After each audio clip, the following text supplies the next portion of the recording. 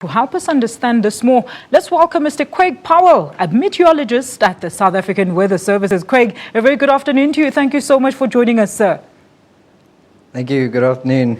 Now, Craig, the other day, a tremor was mistaken for an earthquake, now a storm for a tornado. Please explain to us what exactly is a tornado and briefly describe what the panicking Sowetans were actually experiencing yesterday. Well, first of all, I haven't seen or heard and can't confirm what was or wasn't said by Mr. Jan Vermeulen. There's conflicting reports in the media, but for a brief explanation of what a tornado is, I've got it written down here.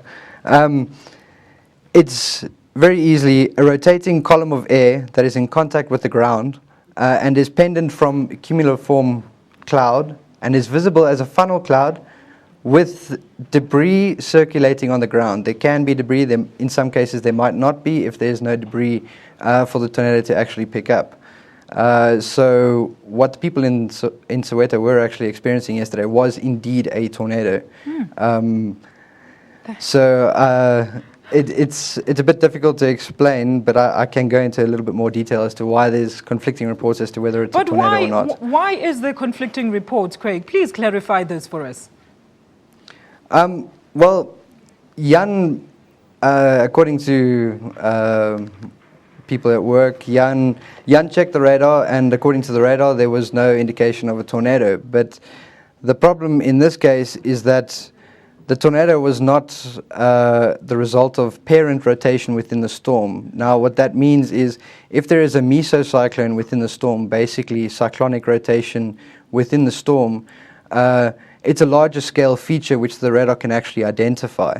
In this particular case, the tornado was not the result of a mesocyclone, and therefore it is too small for the radar to actually detect properly on radar. And therefore, when Jan looked at the radar, and if he did say that it wasn't a tornado, that was most likely the reason. But looking at the footage, it does indeed seem to have been a tornado. Now, Craig, what is the difference between a severe storm and a tornado, and where and when are they most likely to occur?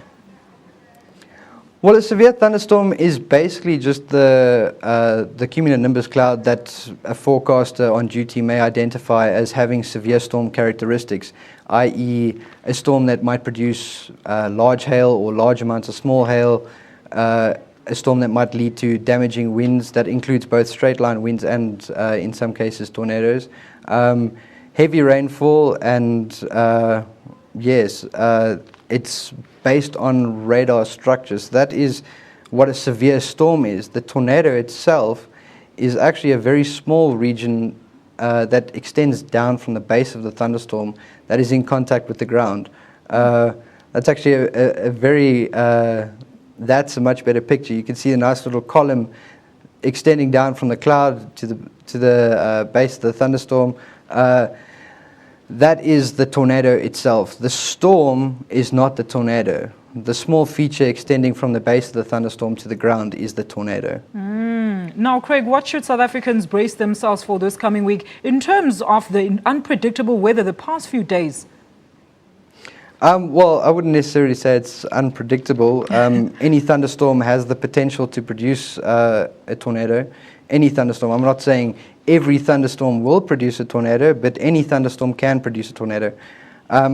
But as far as the rest of the week goes, as far as I gather, there's just general thunderstorms forecast for today and tomorrow, with a watch being issued for severe thunderstorms in the Free State region later on tomorrow. All right. And Craig, has there ever been a real tornado reported in South Africa before? And just how serious was the damage, if any?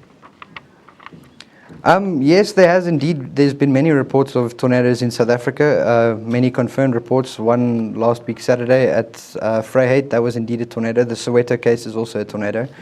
But other reported cases include the Mount Aleph tornado, which very few people actually know about, which occurred in January 1999, which unfortunately left 21 people dead and left 350 injured.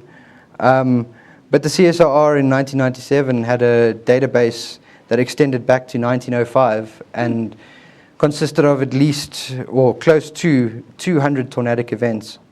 Thank you so much, Craig, for your time on PM News. All right, well, that's you. Mr. Craig Powell. He's a meteorologist.